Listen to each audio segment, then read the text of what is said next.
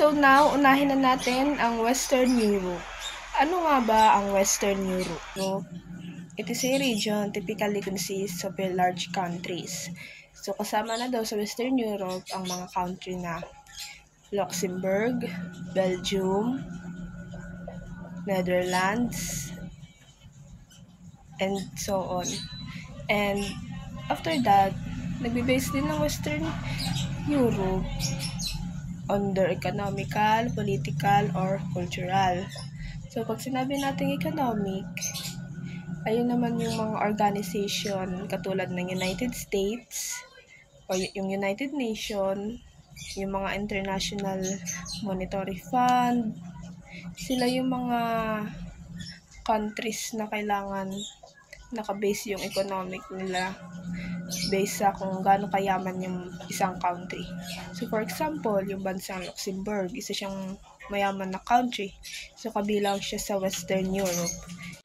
So, the political definition naman, during the Cold War, Western Europe was associated with democratic capitalist countries allied with the United States. In contrast to Eastern Europe, which was influenced by the Soviet Union, while the cultural definition, some classification consider historical and linguistic ties such as Latin-based languages French, Spanish, Italian, or shared tradition.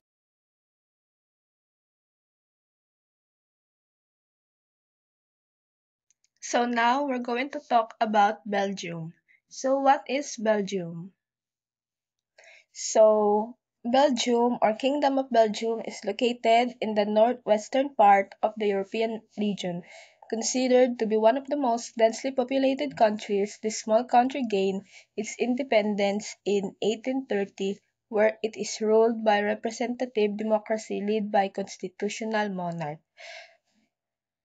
So, yung Belgium daw po ay isang opisyal na tinatawag na kaharian dun sa bansang yon. And yung bansang yon, isa siya sa pinakamaliit lang, but populated. So, marami pong tao doon, marami mga nakatira. And naging malaya yung bansang ng Belgium noong 1830 at meron silang tinatawag na monarchy or yung kung saan meron silang hari at reyna. So, doon, yung mga hari at reyna, hindi sila yung part ng government. So, sa government nila, merong yung mga pampolitika na issue, may ibang gumagawa nun and hindi sila. So, yung other name nila is Kingdom of Belgium, while yung tagline, wala pa silang official na tagline, and then yung capital nila is sa Brussels, and then yung flag naman nila is, mayroon silang 3 kulay sa flag. Yung una is yung black, pangalawa is yung yellow, and then yung pangatlo is red. So now, alamin natin kung ano ang ibig sabihin or meaning ng flag nila. So, yung meaning ng flag nila, yung itim or yung black, sumisimbolo yun sa kalayaan ng bansa nila. While yung dilaw naman, ayun naman yung sa kasaganahan or kayamanan ng bansa. And then, while the red is nagsisimbolo yan ng katapangan. Yun yung mga dugo ng mga bayani na lumaban sa bansa nila para sa kalayaan ng Belgium. So, meron naman silang currency, which is yung euro. So, yung currency nila is euro, while their language is Dutch, French, and Belgium. So, meron silang 3 language. While the religion, marami din silang religion. Yun yung Roman Catholicism, Christianity, Protestant, Islam, Judaism, and Buddhism. So, marami din silang religion and they are very open. So, kahit sa part doon sa Belgium, kahit anong religion mo, okay sila.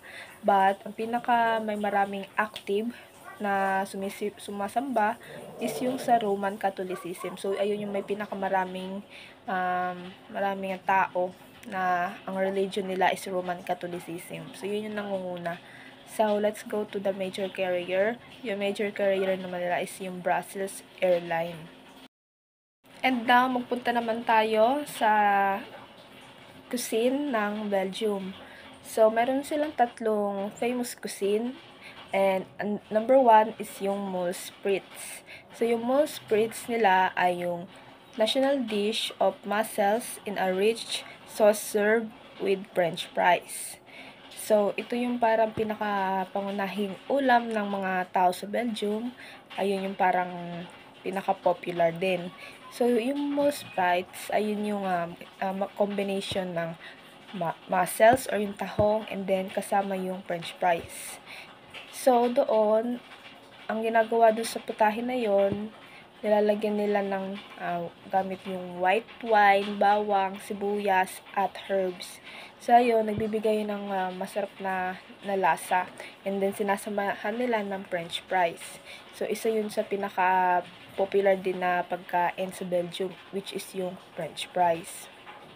Gustong-gusto din nila yung French fries na yon, like kasama nila yun sa lahat ng pagkain nila. Hindi mawawala ang French fries sa pagkain nila is because yung French fries pala ay ginawa pala sa Belgium. So, sa kanila nagsimula yon.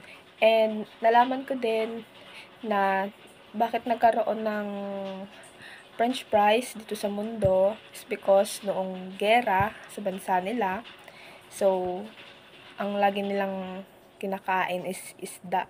So, lagi sila nagpiprito ng isda. And, ayun, yung habang may gera, tas nagkaroon ng taglamig, so, hindi na sila makapanghuli. Kaya, ang ginawa nila, na naghanap na lang sila ng ibang makakain or yung ibang pagkain na mapiprito. Tapos, ayun nga, nahanap nila yung patatas. Tapos, nung trinay nila na okay pala yung patatas, doon na nagsimula yung French fries. Let's go with the last one, the steak tartare.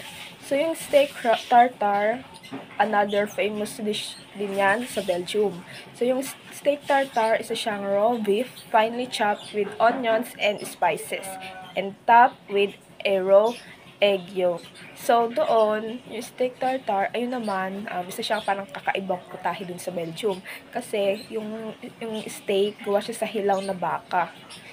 And, maingat na tinatadtad nila. Tapos, sinahalo nila yun ng mga pampalasa din. Tulad ng sibuyas, capers, mustasa, asin, tapos paminta. Tapos, yun pinaka-iconic lang dito is yung steak nila is hilaw. And, kadalasan, ito, may kasama ring French fries. Pwede rin siya sa French fries. Side dish is French fries. And also, ito palang steak tartare ay isang paboritong ulam ng mga Belgium. At ito, isa rin to sa parang kung mahilig kang kumain sa mga fine dining or traditional cuisine, ito yung kinakain nila. After naman natin sa famous cuisine sa Belgium, ay let's go on naman sa most famous tourist destination sa Belgium. So, meron akong ipapakita sa inyo 4 na famous tourist destination sa Belgium. So, first, punta na tayo sa capital city ng Belgium, which is yung Brussels. So, the Brussels, it is the capital city of Belgium. Brussels is a popular tourist destination. The Grand Place in the center of Brussels is home to many 7th century buildings. So, yon yung Brussels, hindi lang siya capital city ng Belgium, isa din siya sa pinaka-popular or talagang pinupuntahan ng maraming turista. So, isa rin ito sa may pinakamagandang gusali or may pinakamakasay-sayang gusali. May maraming museo doon, ang kilalang landmarks. Isa din sa pinakatanyag na lugar sa Brussels ay yung Grand Place. And yung Grand Place na yon, isa siyang historical talaga. So, na-preserve siya yung lugar na yon. And matagal na rin siya nung ika-17th century pa. And maraming pumupunta doon sa Grand Place na yon is because of the architecture. Ayun yung parang pinaka-popular doon sa lugar na yon, yung architecture. Tapos, after din nun, kinilala din siya bilang UNESCO World Heritage Site. So, sobrang ganda pala talaga doon sa lugar na yon. So, yung Antwerp is a port city on Belgium's river Schelde, with history dating to the Middle Ages. In its center, the centuries-old diamond district houses thousands of diamond traders, cutters, and polishers. So, yung Antwerp, so isa siyang kinikilalang pinaka-popular din, sikat din na pinupuntahan ng mga tao, ng mga tourist. So, matatagpuan yon sa tabi lang ng ilog, yung ilog na Skeld. So, isa to sa pinaka-abalang daungan sa Europe. So, siya yung pinaka-center. So, isa rin siya sa pinaka may magandang economic. So, dahil yung lugar na yon, yung Antwerp, kinilala siya sa pinaka popular na gawaan ng diamond. So, tinatawag yung lugar na yon, yung Antwerp, bilang Diamond Capital of the World. Kasi doon, meron dong industry ng mga gawaan ng diamante. At sobrang sikat ng gawaan ng mga diamante na yon na pinupuntahan ng maraming tao. Doon din sa lugar na yon is matatagpuan ang Cathedral of Our Lady, kung saan matatagpuan ang mga obra ni Peter Roll Rubens. So, isa siyang sikat na Belgian painter noong Renaissance period. So now, let's go on to the third most famous tourist destination sa Belgium, which is yung Ghent. So yung Ghent, one of Belgium's oldest cities and the historic capital of Flanders. The Gravenstein Castle is an 11th century moated fortress with impressive walls, turrets, and arrow slits. So, yung lugar na Ghent, isa siya sa pinaka-oldest or pinakamatandang lugar doon sa Belgium. So, doon, merong isang rehiyon sa Belgium dahil sa mayamang kasaysayan nito. So, doon sa pag pinuntahan mo yung Ghent, so marami ka talagang mapapansin ng mga structure, mga magagandang gusali. And ang pinaka-iconic na landmark doon sa Ghent is yung Gravenstein Castle. So, yung Gravenstein Castle, so isa siyang moated fortress o yung kastilyo na papalibutan ng mga tubig. So, itinayo siya 11th century pa. So, sobrang tagal na din and naalagaan ng maayos. Kaya yung pinupuntahan pa rin ng mga tao at binibisita araw-araw. So, sa Gravenstein na yun, meron siyang matitibay na pader and matataas na tore. And bukod doon sa Gravenstein, yun nga, kinilala rin siya sa may pinakamagandang kanal. Tapos, yun nga, lumang gusali na para siyang may Gothic style na architecture. Kaya talagang madalas na pinupuntahan to ng mga turista. Pang-apat na pinupuntahan ng mga turista is yung Bruges. So, it is one of Europe's best preserved cities with a historic city center that has been designated a UNESCO World Site. The historic center of Bruges features streets, canals, stone bridges, Gothic architecture, and more. So, yung last na pag-uusapan natin na famous tourist is yung Bruges. So, yung Bruges, so isa siya sa pinaka may magandang gusali.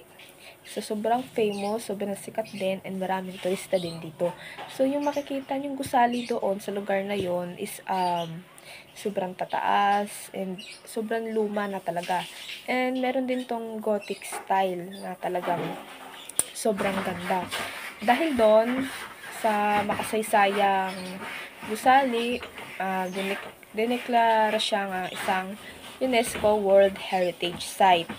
So, talagang maganda talaga yung tanawin dun sa lugar na yon. Parang mara fairy tale yung kapaligiran pag pupunta ka.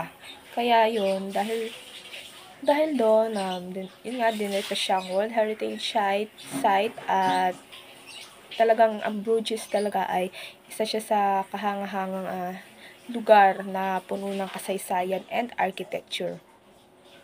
As you can see, makikita nyo yung mga magagandang gusali and kapaligiran dito sa mga lugar ng Belgium. So, nakikita nyo naman ang ganda ng lugar, malinis, maayos na pwesto. Talagang naalagaan siya. Kaya naman, kitang-kita mo kung bakit maraming turista ang pumupunta. So, this is the place or the most famous tourist destinations in Belgium. So now let's go on to their festivals. Omegang festivals, holding an important position in Belgium's history and culture. The Omegang festival has taken place every year on the first Thursday in July since 1549. So, yung umagang festivals na yon ay may malalim na kahalagahan sa kasaysayan at kultura ng Belgium. Dahil dito, pinagdiriwang nila ang pagbisita ni Haring Charles B at ang kanyang anak na si Philip. And sa panahon ng festival, ang Grand Place ng Brazils ayon ang nagiging isang malaking entablado para sa mga reenactments, street performance at medieval style na kasayahan. And while the second festival in the Belgium is the Carpet of Flowers. This uniquely spectacular event is held every 2 years and is worth being around for if at all possible. So, yung Carpet of Flowers, so isa siyang kaganapan na ginaganap tuwing bawat 2 taon sa Grand Place ng Brazils. So, dito sa festivals na to, meron daan-daang nagvo-volunteer upang magtipon at bumuo ng isang detailed na carpet. So, yung carpet na yon gawa siya sa libo-libong begonias o yung bulaklak. So, doon maayos nila na ginagawa upang makakreate sila ng magandang design and also para sa mula sa kasaysayan, sining o kultura ng Belgium. So after the festivals, now let's go on to their cultures in Belgium. So for first culture ng Belgium is the Carillon culture. The art of making music with bells is performed by Carillonneurs. Carillon culture is an intangible heritage practice in Belgium. So ito naman, isa siyang sining ng pagtugtog ng music gamit daw yung malaking kampana o yung tinatawag nila na carillon. So dapat yung mga tumutugtog ng carillon ay mga bihasa sa ganong uri ng musika. And ang carillon na yon, matatagpuan siya sa simbahan sa mataas na tore ng City Hall sa Belgium. At ang tradisyon na ito ay nagsisimula pa noong Middle Ages at patuloy na ipinagmamalaki ng mga Belgian. So after the Carillon culture, now let's go on to their work culture. So the work culture in Belgium are known for their good work-life balance. It is considered impolite to mix business and personal affairs and to call colleagues outside of working hours. So sa kanila, ang Belgians kilala sa kanilang mahusay na work-life balance. So for them, binibigyan nilang halaga ang tamang paghahati ng oras sa pagitan ng trabaho at personal na buhay. At isa sa mga kaugalian sa trabaho ng mga Belgians ay ang hindi paghahalo ng negosyo at personal na buhay. And bukod doon, hindi rin karaniwan sa Belgium ang pagtawag o pagpapadala ng mensahe sa mga kasamahan sa trabaho sa labas ng kanilang opisyal na oras.